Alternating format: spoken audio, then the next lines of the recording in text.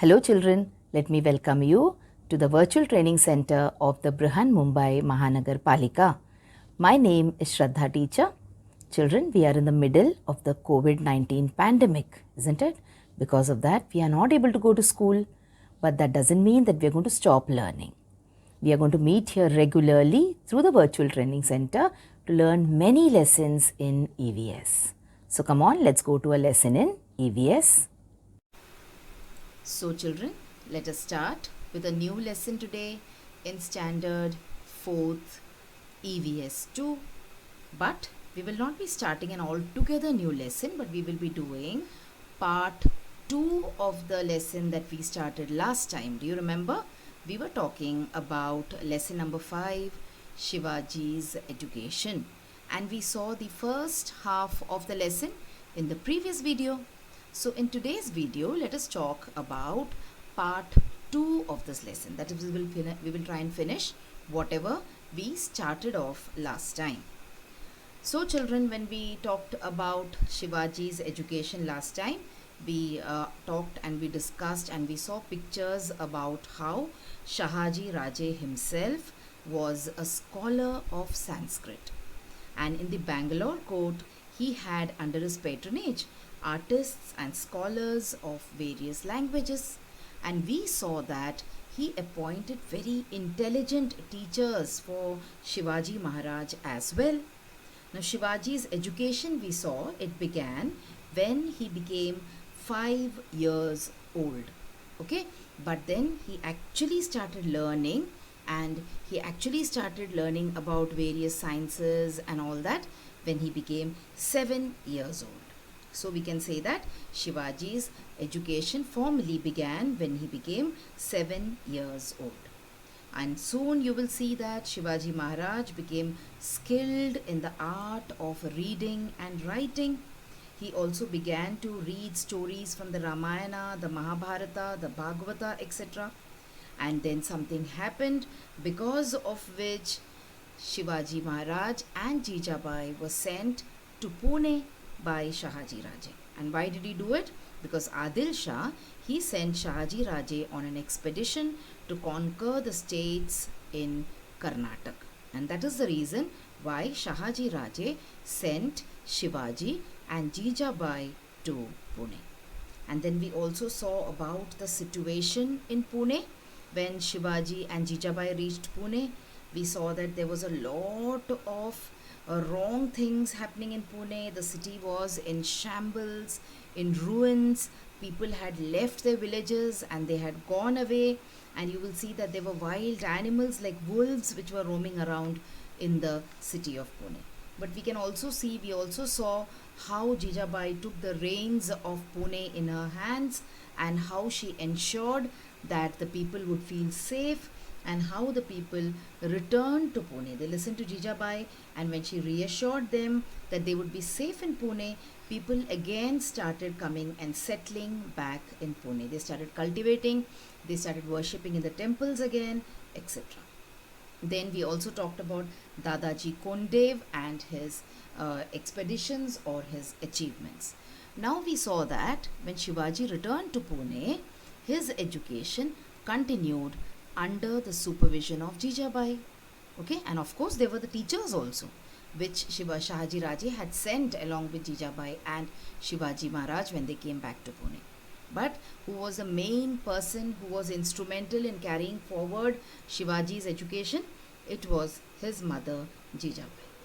Okay, so Shivaji acquired many branches of knowledge, and also the teachers who were with Shivaji Maharaj, they taught him sciences, they taught him the branches of learning, they taught him languages, and along with all this, Shivaji also acquired knowledge of administration, war tactics, fort architecture, selection of horses and elephants, and how to escape from various difficult situations when you are in enemy territory, and also many other things.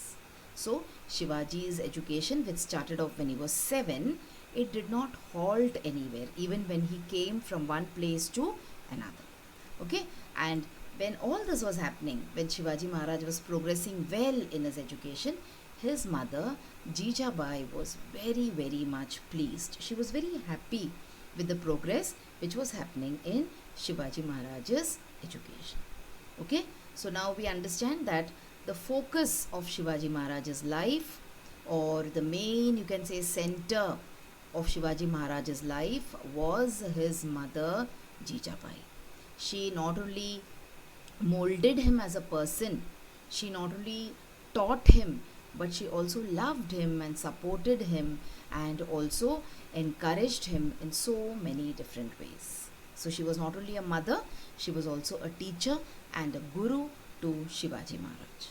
Okay, so let us move on to the next part of the lesson and let us talk about what Veer Mata Jijabai taught Shivaji.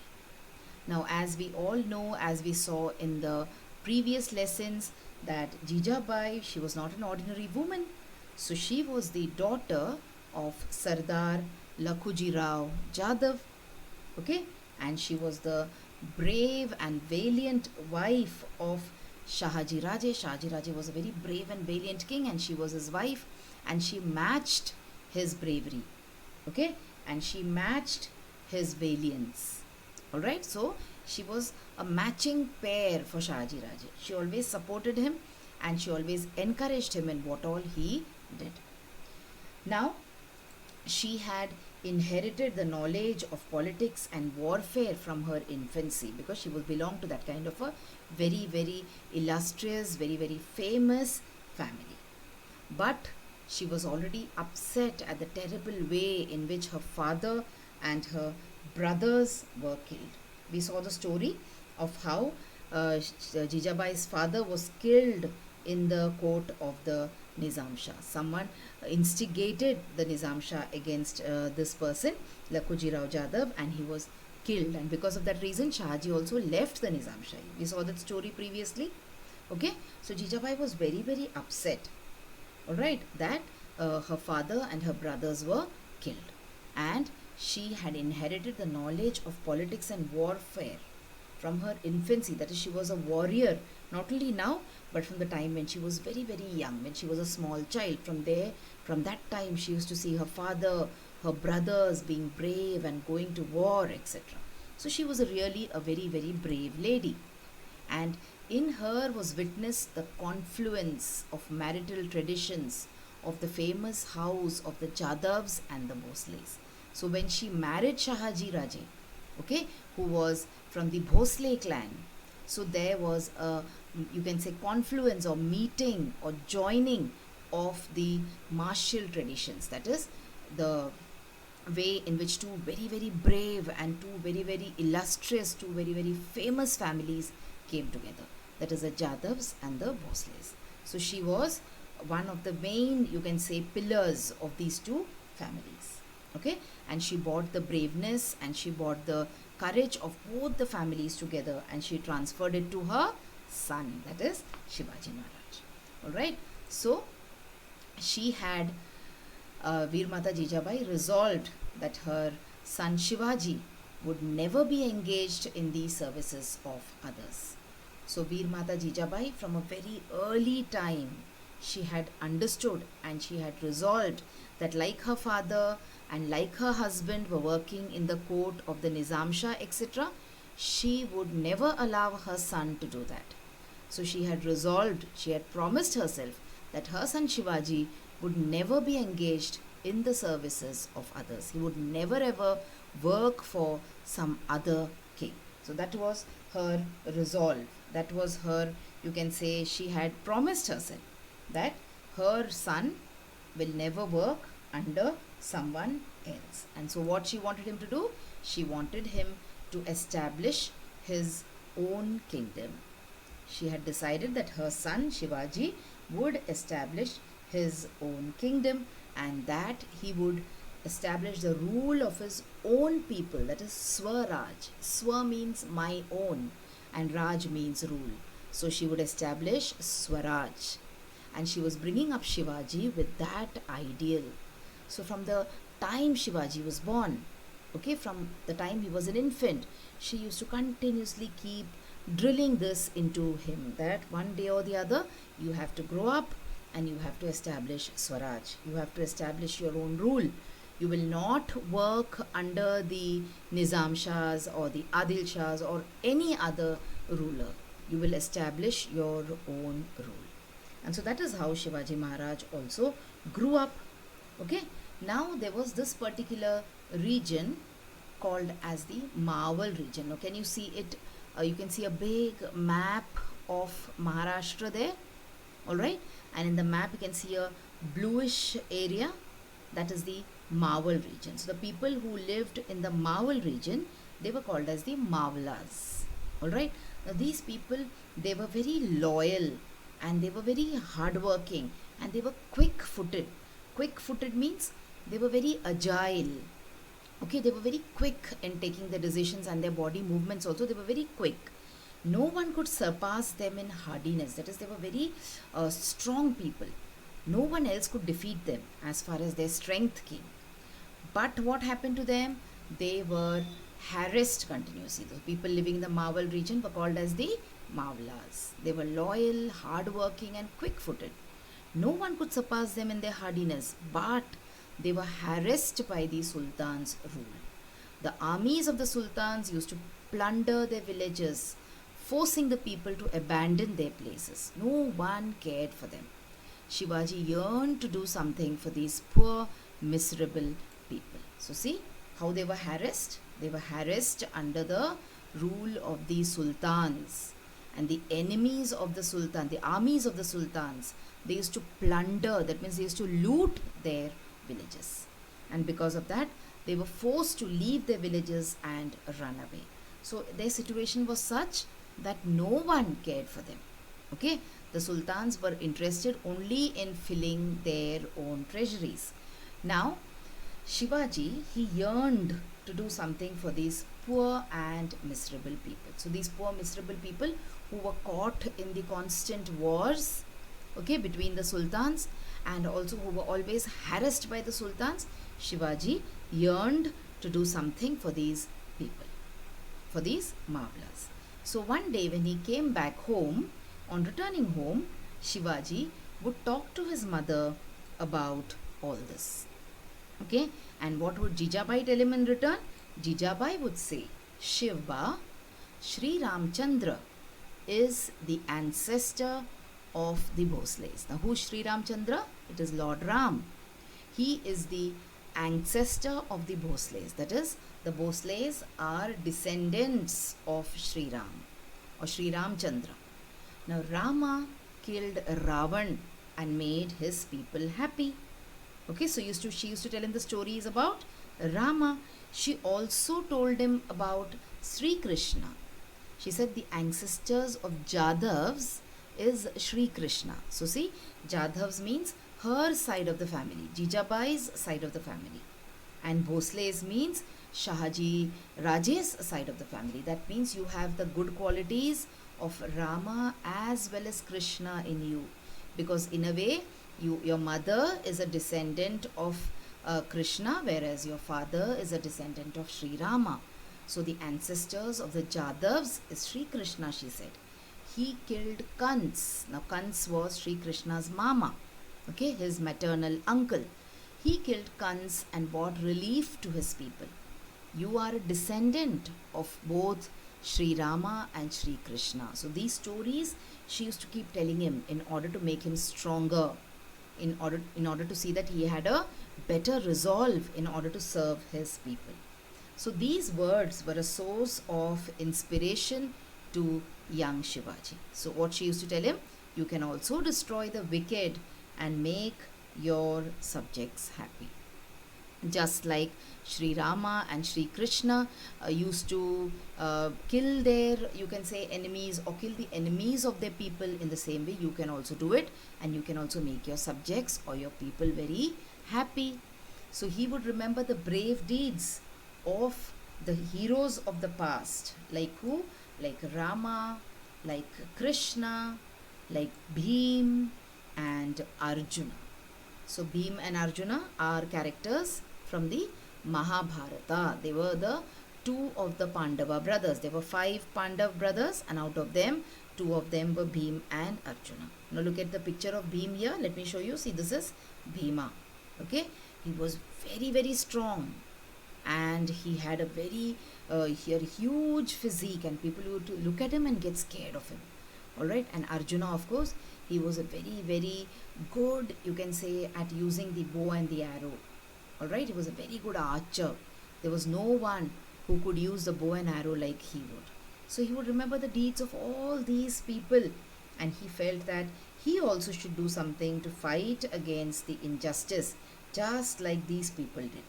And he thought that he should also destroy the wicked and bring happiness to his subject. So this was the dream of Shivaji Maharaj. Okay, and he thought that he should become brave and he should become courageous like all these people, like Rama, Krishna, Bhima, and Arjuna. Okay, now let us go on and move about the new regime of Shivaji.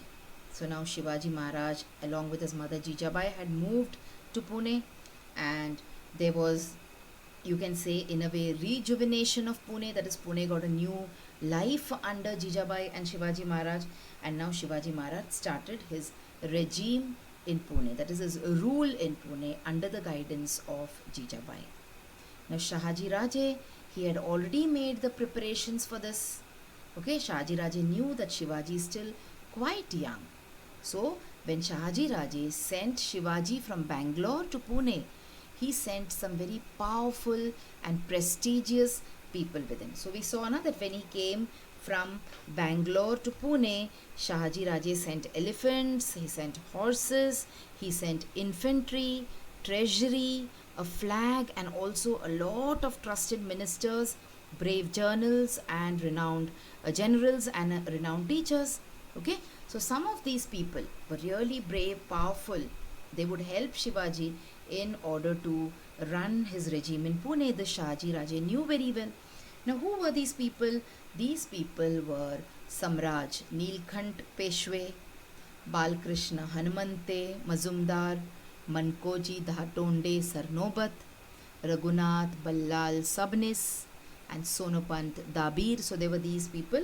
These were the names of all the people who were very able men, and they would now help Shivaji in order to administer an independent kingdom. They would give him knowledge, they would give him advice, okay, and they would help him wherever he needed help in order to run the administration of Pune well. So these were some of the, you can say, brave and able people whom Shahaji Raje sent along with Shivaji Maharaj and Jijabai to Pune, and now they started doing their work. Okay, so with their help, Shivaji began to administer to his Jagir, and also he started attending people's grievances. So now he started administering. He behaved like a king, like a ruler. Okay, and he started looking after the welfare of his people. And when he was taking care of the welfare of his people, he also used to attend to people's grievances. That is, people had problems, they had issues, and they had some kind of, you can say, they were suffering. Shivaji Maharaj used to listen to them and used to try and provide solution to their problems. And those who inflicted injustice upon the riot, that is the people, they were punished also. People like maybe zamindars, or maybe people who would lend money, the money lenders, if they were troubling the people in any way, that time they were punished also. So justice was done. So in a way, Shahaji Raje's Jagir was undergoing a transformation. Everything in Shahaji Raje's Jagir, that is Pune, was getting better and better. And soon the Mavlas got a glimpse of the future of Swaraj. That is, they thought that this is how Swaraj is going to be. So they got a glimpse of the future Swaraj. It was, as it were, the dawn of Swaraj. That is the beginning of Swaraj. Okay, so this is how the, or you can say, the foundation stone for Swaraj was laid by Shivaji Maharaj. Now we come to another very, very important, you can say, incident in the life of Shivaji Maharaj, that is his marriage. So now children, in those days, people would get married at a very, very young age, at a very early age.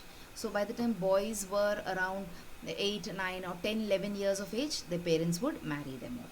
So similarly, now Shivaji, when he was very young, his mother Jijabai said, we should now get Shivba married. She decided that now we should get him married. Then a search for a suitable bride for Shivba began. Shivba means when you call someone lovingly, Shivaji. He used to be lovingly called as Shivba by his mother. Soon she found the girl she wanted. And what was her name? Her name was Saibai. So what was the name of Shivaji Maharaj's wife? It was Saibai. And where was this girl from? Saibai came from the Nimbalkar family of Fulton. So you can see the place Fulton on the map of Maharashtra. So she was also from a very, very famous family. When we talked about the house of the Sardars, you remember it was lesson number 3, Maratha Sardars. There we talked about the various Maratha Sardars. We talked about Jadhavs of Sindhkhed, okay, and we talked about the Mores of Javali, the Bhonsles of Verul, and we also talked about the Nimbalkars of Fulton.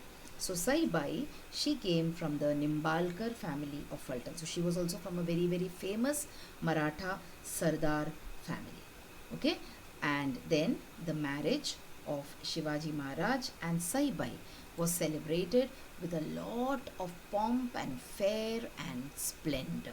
That is, it was a very big event for everyone living in the Jagir of Pune. So this was the story of Shivaji's education. Now as we move on, when we go to the next lesson, we will see how Shivaji took the oath of Swaraj. So in this lesson, we saw that Swaraj was dawning, that the dawn of Swaraj was seen by the Mavlas, isn't it? So in the next lesson, we will be talking about the life of young Shivaji and how Shivaji was very, very brave, okay, and how Shivaji took the oath of Hindvi Swaraj. But that will be in the next lesson, lesson number 6, the oath of Swaraj. So what we did today was, children, the second part of lesson number 5, Shivaji's education, where we talked about the beginning of Shivaji's education. We talked about the rejuvenation of Pune. We talked about the achievements of Dadaji Kondev. Then we talked about Shivaji's education and what was the influence of Veer Mata Jijabai's life on Shivaji. That is, what all did she teach Shivaji. And finally, we also talked about Shivaji's marriage. So that was all for today, children. But then after you finish watching this video, I have got a few tasks for you to do. So come on, let me tell you what those tasks are going to be. So children, now you have watched the video. So after you watch the video now, you will have to complete a few simple tasks. Now you might have watched the video on your computers or your laptops or your mobile phones. Now after you watch the video, what will you do? You will please go to the description box which is given below the video. So what is the description box? See, the description box looks like this. Alright, and after you go to the description box, you will see that there are a few questions there. Now what are these questions about? These questions are about the lesson that we just learned or the video that you just watched. So what will you do? You will think back properly about the lesson and you will try and answer these questions and note down the answers in your notebook if you want. Okay? After that, we have another task waiting. You will also click on the link which you will find in the description box to fill up the Google form. So now what is the Google form, children? It is nothing but a simple form. There are a few simple questions there about the video which you just saw and also about yourself. So these are the tasks now that you will have to complete after you watch each video.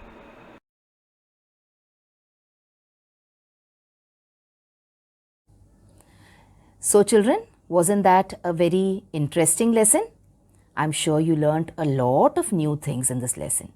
If you have liked this video, please hit the like button and also subscribe to my video so that you will get to see all the videos which I keep posting regularly.